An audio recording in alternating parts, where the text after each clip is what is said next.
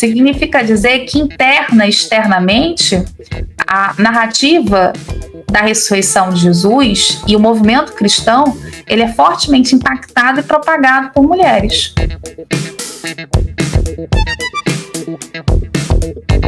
O fato das mulheres serem testemunhas oculares do túmulo vazio, segundo a narrativa bíblica, pode ser uma fonte histórica, já que não tinham um testemunho digno no contexto do primeiro século? Não, enquanto uma narrativa histórica, não, tá? Mas há um outro ponto aí que eu acho que é importante ser dito, né? A narrativa do túmulo vazio, onde você tem uma forte presença feminina, revela um retrato sobre o cristianismo. Que o cristianismo foi uma religião nas suas origens, ou um movimento nas suas origens, feito e propagado por muitas mulheres. Atenção, eu não estou negando a participação masculina, ou seja, dos homens, no cristianismo nascente, até porque eu tenho ali uma memória, né, uma tradição em disputa que é com Pedro e também Tiago, se a gente for parar para ler com calma o material de 1 Coríntios. Porém, há muitas narrativas, há muitos textos onde se reivindica essa tradição feminina, inclusive textos que são de não cristãos, ou seja, a narrativa das mulheres com túmulo vazio é tão forte que ela está presente nos textos cristãos, ela está presente na arte antiga cristã, né? Quer ver aqui, ó? Então, essa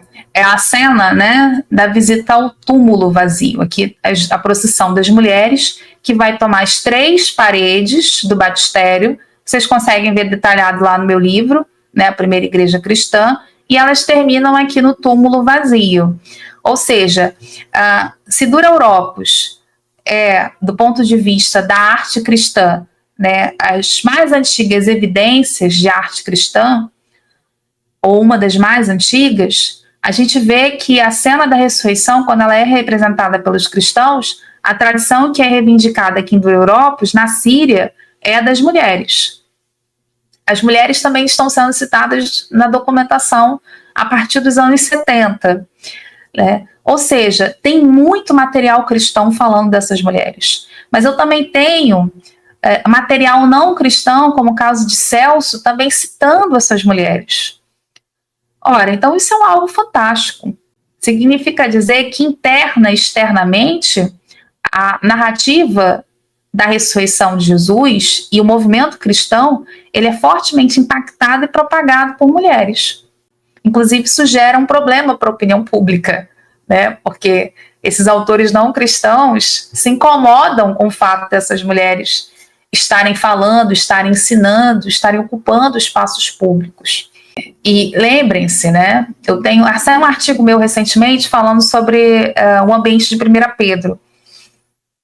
E eu cito essa mentalidade patriarcal, eu dou alguns exemplos de mulheres que foram ao fórum, de mulheres que ocuparam o espaço público e que se defenderam, né? E algumas, inclusive, com sucesso, como o caso de Messia. Outras que foram extremamente criticadas, como é o caso de Gaia Afrânia, né? Uma mulher, né, da elite romana, que vai ser super criticada pelo Valério Máximo, quando ele faz uma obra no final do século I, citando essa mulher do contexto do primeiro século, né, dessa mulher romana do primeiro século. Então, o ambiente era muito hostil para com as mulheres, e isso gera pontos de crítica, né, ou duras críticas ao cristianismo. Né. Eu, inclusive, levanto a bola lá no artigo, quem for ler, da hipótese de que as denúncias, né, as primeiras denúncias, né, aos cristãos que geram esse ambiente de perseguição, que é uma perseguição regional, local, elas teriam sido fruto de temas que incomodaram a opinião pública, entre eles da forte presença de mulheres e de mulheres que falam, lideram e propagam esse movimento cristão. Tá? Então, Anderson, as narrativas do túmulo vazio, elas são úteis para falar sobre a presença de mulheres dentro das comunidades cristãs, mas não como uma prova né, do túmulo, né, de que Jesus foi sepultado, por exemplo, ou de que Jesus ressuscitou, né? Isso a gente não tem. Mas também serve para uma outra coisa, para essa narrativa, ou a forte evidência dessa narrativa atrelada às mulheres, é que os primeiros cristãos reconheceram também essas mulheres como apóstolos a partir dessas narrativas de êxtase religioso, ou seja, ligados então à narrativa da ressurreição. Então eu diria que é uma tradição fantástica, né? E aí eu vou além, né? Eu diria que, inclusive, essa narrativa é uma narrativa propagada e ensinada por mulheres, porque o túmulo, né, o sepultamento, ele também se vincula a uma outra tradição feminina. A ideia de que a mulher tem das fases da vida, né, a própria representação das moiras, né? Então, isso também é um outro aspecto que a gente precisa explorar, né, na tradição as carpinteiras, né, na tradição mediterrânea antiga, ou seja, das mulheres que vão chorar pelo corpo.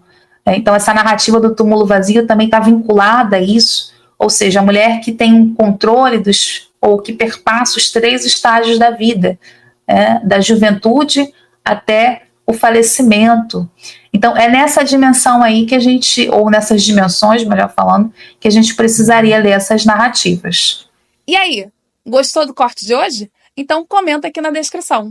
Ah, e não esquece de deixar aquele like, hein? É muito importante para manter o canal. Você quer também ter as suas perguntas respondidas?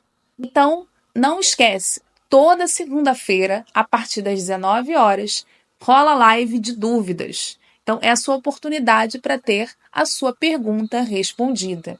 Não pode estar comigo às 19 horas das segundas-feiras? Não tem problema. Se você quiser garantir que a sua pergunta seja respondida, você também pode enviar a sua questão pelo Live Pix. Basta escanear o QR Code que está aparecendo aqui no vídeo e enviar a sua questão. E até a próxima!